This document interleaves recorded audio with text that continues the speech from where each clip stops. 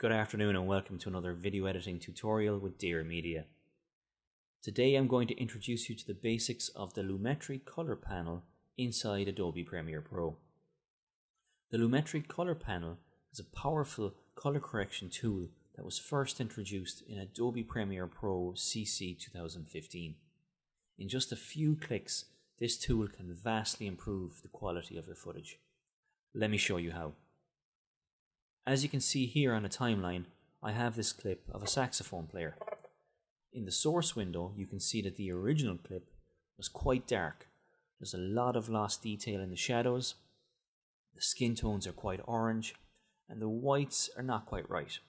In just a few clicks, I can make that image into something that looks an awful lot better. This is how we do it. First of all, you go to the window, Workspaces, and Color. Alternatively, you can also select Color from across the top bar menu here.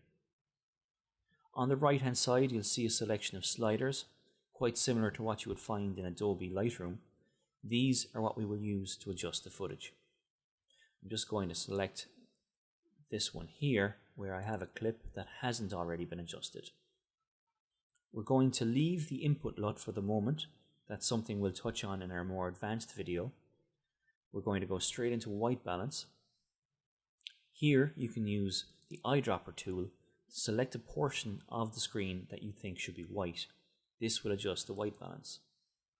Now, as you can see, it's adjusted the whole video. The white is a lot more white and it's improved the skin tones automatically. It does seem quite cold though, so we're going to use the temperature slider here to put a little bit more warmth back into the image. You could also use the tint slider if you wanted to adjust the green and the purple saturation of the image, but we're going to leave it as it is.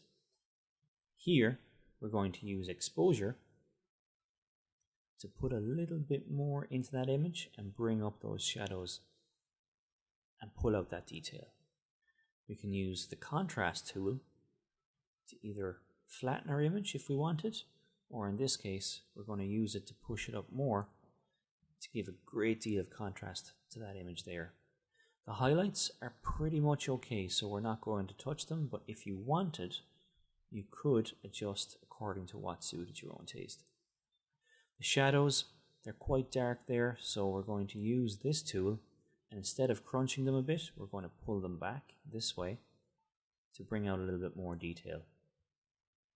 Again, with the whites, we can lower the whites or we can raise them. I'm going to leave them as they are because I think that's alright. The blacks, again, we could crunch them, really push them, make that image a lot darker, or in this case we're just going to pull them just ever so slightly this way. Now I'm just going to give a little bit of extra contrast to that image. It seems a little bit flat, so I'm going to use the last slider in the basic panel here, the saturation. I'm going to just add a bit more saturation to that.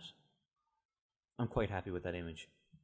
Now we can compare that to the original image by toggling the switch here up at the top, and you can automatically see the difference that that's made to your footage.